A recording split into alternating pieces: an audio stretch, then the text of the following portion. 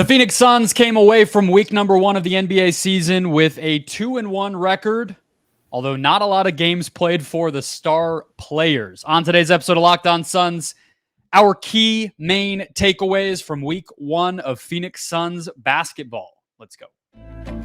You are Locked On Suns, your daily Phoenix Suns podcast, part of the Locked On Podcast Network, your team every day.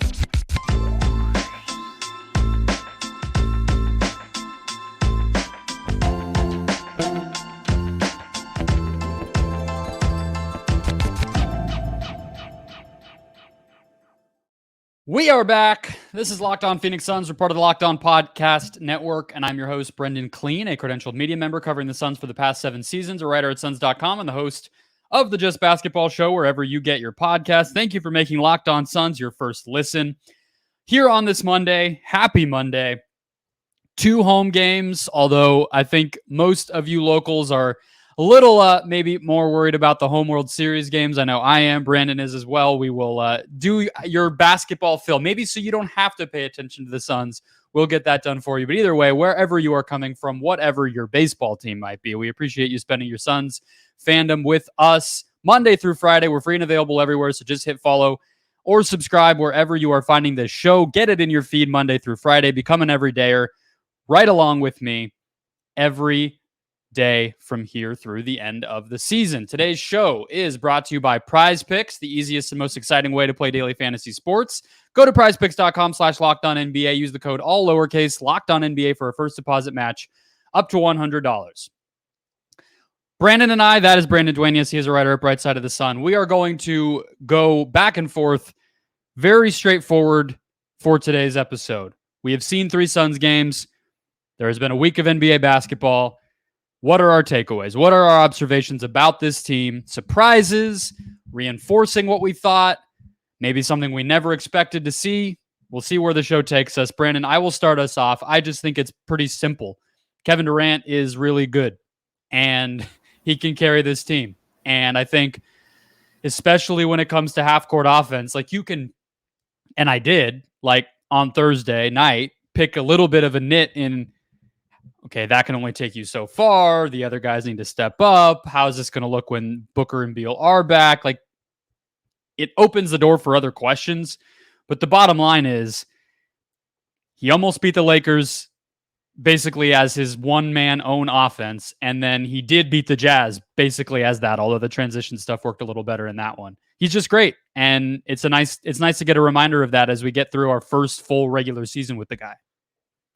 Yeah, no, he's been awesome. And obviously the minutes early on were a little concerning, but it was very good to see him get back down to under 30 last night against Utah. So anytime you can get a win with Durant playing less than 30 minutes, that's like a double win, especially without Booker and Beal. So I think just also the fact that they've been on the road these first couple of games, and now you see role players play a little bit better at home. That's another thing to factor in. But yep. I think my takeaway at this point is just their identity defensively and just their physicality and toughness. Like I'm not shocked by it, but it kind of reinforces sort of what I thought, that this team was going to be a sneaky good defensive team. And I think Goodwin, Okogie, Eubanks, like it starts with those guys. They're coming in, setting the tone, playing physical, diving on the floor, just doing the dirty work. And like that's exactly what they need from these guys. So just seeing that kind of play out, and they're 4th in defensive rating. It's 3 games, so we're not going to look at that too closely, but I mean, it's a good sign. It absolutely is. And the stat that I'll be watching on the defensive end, this was going to be one of mine. So now I have till segment number 3 to come up with another one as I think through it while I'm speaking. We'll see how that goes. But the stat that I'm specifically going to keep an eye on defensively as the season goes, because I agree.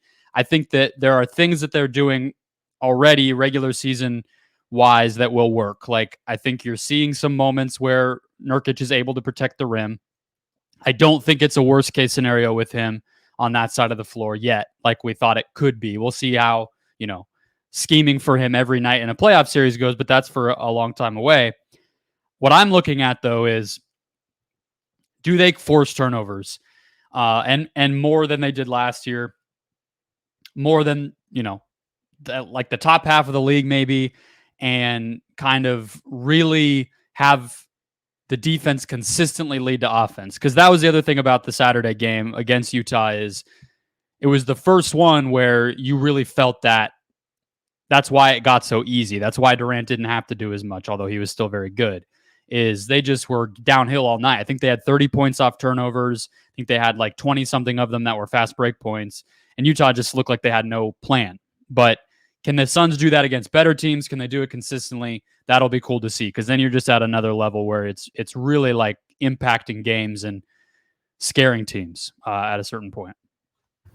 Yeah, and just coming out of this stretch 2-1 with Beal missing all 3 games, Booker missing 2, starting on the road against 2 teams that many expect to be in the top 5 in the West. Like, I think most Suns fans would take that. Obviously, there's a world where they're pretty easily 3-0 right now. Like, that Lakers game definitely got away with them or got away from them. And, overall, I think just the depth and Eric Gordon can still play. Like, he didn't forget how to shoot. Same with Grayson Allen. Like, these guys will be fine. It's a long season. In that first game, a lot of people kind of panicked a little bit. And but yeah, I think a lot of the numbers are going to start to even out as things go on. And just the all-around depth on this team is already shown. Like, obviously, that fourth quarter, let's all pretend that never happened against the Lakers. But I think just from top to bottom, it seems like they're slowly starting to kind of understand what their roles are already. And like, just the first 5 games of the NBA season are going to be sloppy regardless. Like, I've been watching some other teams, I'm sure you have too, and just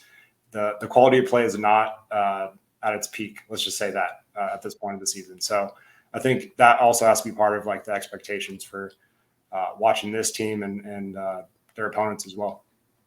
Yeah, I guess looking forward to this week. We're in for 2 games against the Spurs, and then an awful Saturday morning at 1 p.m. local, 10 a.m. for us against the Sixers. That's kind of rough. But the 2 Spurs games, speaking of not peak competition, they're down 30 against the Clippers while we're recording this on Sunday night. So yeah, they might be able to get another Jazz game in, and especially if the best players on this team are back in the lineup, you want to stack those up and still build the habits. But that, like you said, I thought your way of putting it was good. It's like 2 wins if you can do that. But let's move on, because I have something a little further down the roster as my second takeaway, and I don't want to tease or get too deep into that yet. So let's get there. We'll hear Brandon's second one, and I'm still formulating a third. We'll do all that after a word from Prize Picks. Prize Picks is the largest independently owned daily fantasy sports platform for you. So if you are looking for something new, you're looking for something different, Prize Picks is for you. What I love about Prize Picks is that they make it quick, they make it easy, and you can win a ton of money. That's really the bottom line. 25 times your money on any entry. All you have to go is more or less than their Prize Picks projection. And so what that means is you can cross sports, you can cross all sorts of different stats. Let's say you download this app, you are anxiously awaiting week 10 when Kyler Murray might return. Let's say you go more yards rushing. Let's say he just looks great and you want to put a little more on that, and then you go more points for Devin Booker once he comes back. There you go. There's your lineup. It could be 1 to 6 players. You pick the more or the less on that projection, and you watch the money come in. No league, no opponent, no pool, none of that. Just you versus those projections. So go to prizepicks.com/LockedOnNBA or use the code LockedOnNBA for a first deposit match up to $100. That's prizepicks.com/LockedOnNBA. And use that code LockedOnNBA when you make your first deposit to get that deposit match up to $100. All right, we're keeping it rolling. Brandon, I will let you start us off with your second biggest takeaway from the first week of Suns basketball.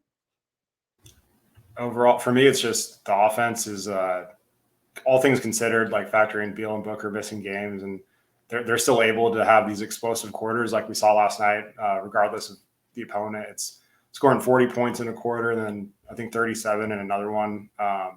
Just goes to show that even without your two of the best scorers in the NBA playing, that they still have that type of potential and firepower. So that's pretty exciting for me. And I think once things really get clicking and they get these guys back, there's going to be some more ugly basketball, unfortunately, in terms of just them trying to figure out how to play with one another and all that. And there's going to be some sloppy games we'll have to work through there. But overall, I think they could still win by 20 points and have a sloppy game like we saw last night. So I think that's like just shows how dangerous this team really could be. And I really hope Beal and Booker come back sooner than later so we can start to see them form that chemistry, because I think at this point that's really the last hurdle, is just those guys learning how to play off one another and getting some more consistent 40-point quarter bombs dropping.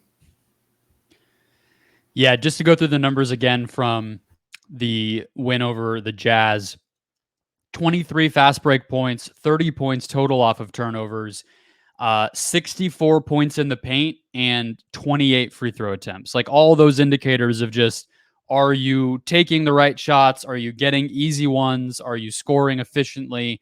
They're kind of checking all those boxes right now. My last takeaway will be a little bit on that note. So we'll definitely circle back.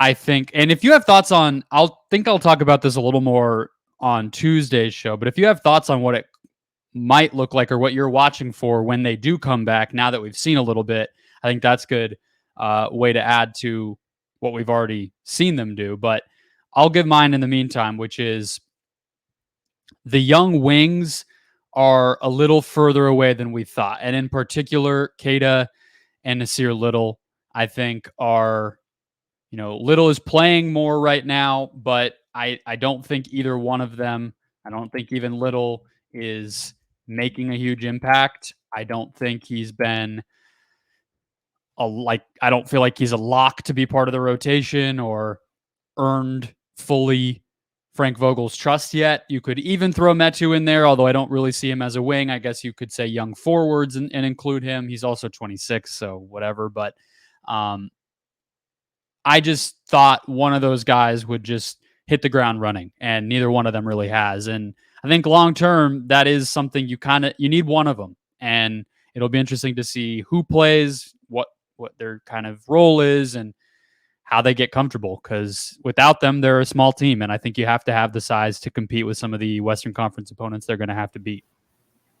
Yeah, that's a good call. I was going to try to tie Keita Bates-Diop into this, because if you rewind the clock just a couple weeks back, like he was considered the favorite to win that starting spot, like in terms of just the way Suns fans are talking about him and all that. And that was all speculation, obviously, but it was just kind of the idea of him being this bigger forward that can help with rebounding. He could hit corner threes, all this stuff. And now fast forward to where we are right now, and he's definitely not a lock to be in this rotation at all. And that's with Booker and Beal missing time. So that's the thing you have to kind of also factor in, is like, once they're back, there's going to be, I think Little and Bates-Diop are probably going to be cut out of the rotation most likely, because I think Utah's earned his minutes. Goodwin's earned his minutes, Okogie as well. So they're kind of on the outside looking in. But my third takeaway kind of ties into that, is just Frank Vogel stick into these like short rotations, like 8 or 9 man rotations. I like that a lot. I think that was one of Monty's faults at times, is he would go a little too rotation heavy, and that kind of throws off the rhythm of certain players. And I think just getting these guys to work through kinks and just kind of iron out their struggles together, just let them run it out. And like, I think that's one thing that Vogel's done with this team pretty early on. Like, we've seen, obviously it's been 3 games. They're dealing with injuries, all that, but it seems like Vogel likes to have a short rotation, which I enjoy.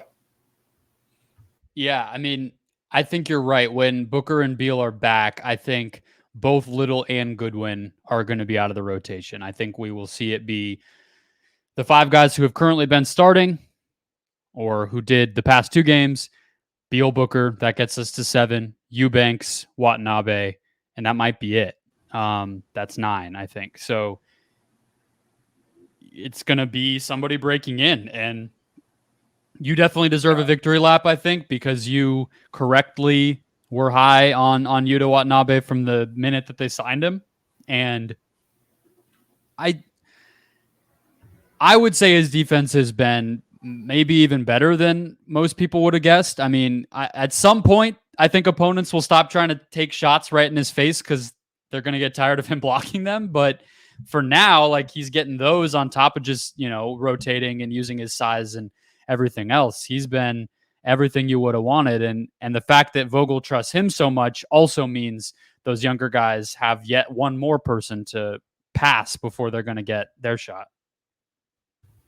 Yeah, and overall, like I think the Suns were expecting a little bit more out of Bates-Diop, but all the signings they've made around this roster, they all had a certain vision of like what role they're going to play, and I think we've already seen little flashes of it working out almost immediately, and I think that's obviously like the most exciting part is like I've said, I'll repeat myself again, and like it's looked pretty sloppy and ugly at times, but like if you kind of see through all that and like the vision of like what this team's going to be when/if they hit their full stride at full strength, like it's going to be an absolute machine and a lot of fun to watch. So I think we don't know when Beal's going to come back. Hopefully it's sooner than later, but I'm really excited to see them integrate him as well. And defensively, I think he's going to surprise some people too. It's a different environment, and Washington, and comparing it to Phoenix, like I think just the competitive spirit he's going to be playing with is going to be night and day. So I'm really looking forward to seeing what this team looks like full strength defensively, because I think they're definitely going to shock some people.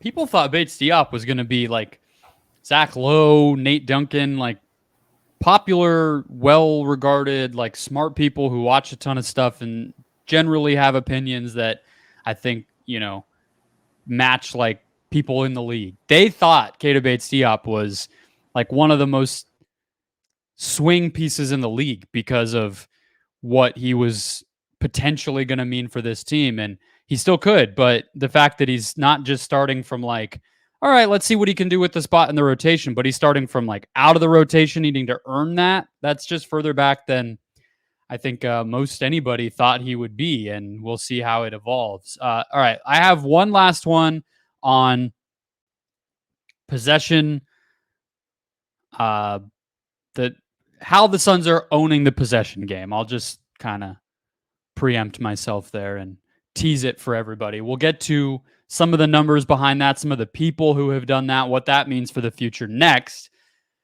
First, today's show brought to you as well by the FanDuel Sportsbook.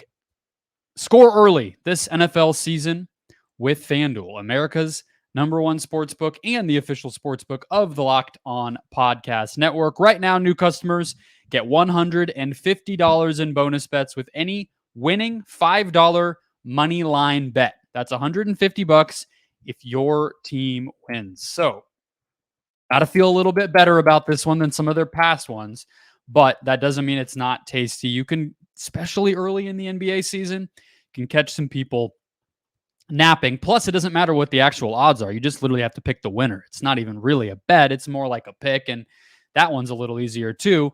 They also, of course, once you get those bonus, assuming you, of course, win your first bet, they have spreads, player props, over-unders, and more. Don't believe we have Suns lines yet for Tuesday's game, but we have tons of Monday games, including the Grizzlies already underdogs at home to the Mavs after their ugly start, and much more. Suns odds, I'm sure, soon to follow once their opponent is finished playing on Sunday night. All of that and more on the FanDuel Sportsbook. Visit FanDuel.com/lockedon to celebrate the NFL and NBA seasons. FanDuel, official partner of the NFL. All right, let's close it out, Brandon. I have one last observation from this first week, which is that the Suns are really controlling the possession game. And we have some stats behind that. They are rebounding almost a third of their own misses so far this year. They're at 31% offensive rebounding rate.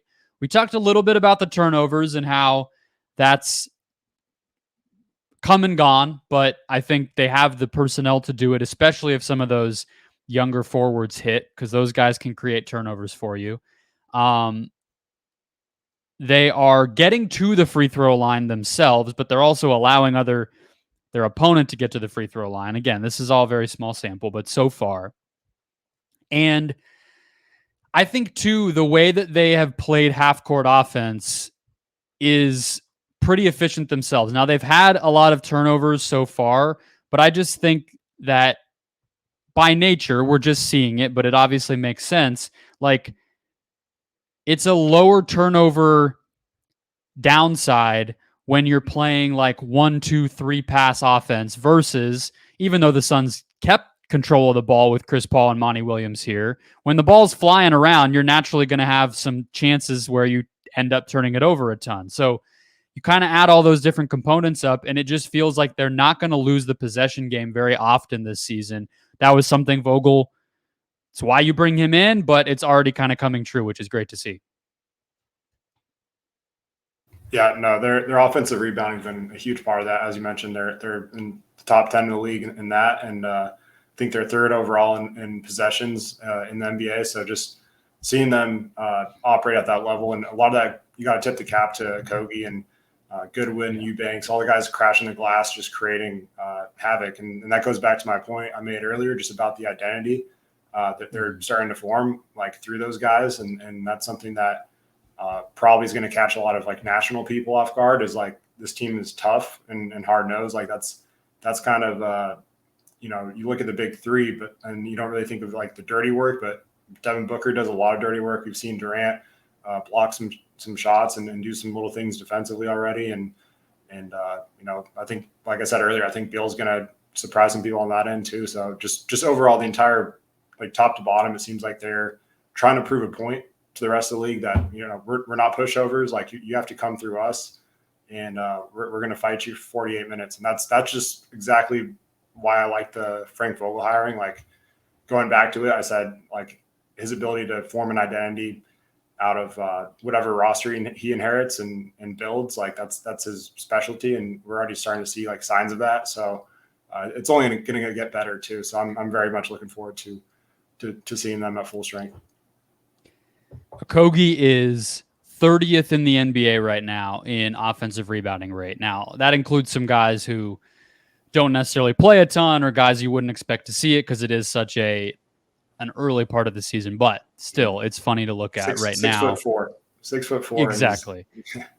I believe the only player similar height or shorter than him that's above him on this is Alex Caruso, which I don't think is common. I don't think that's like a thing Caruso does all the time. So that might be an outlier. I would expect Kogi to be the highest guard on this list by the end of the season, like he was last year for the most part.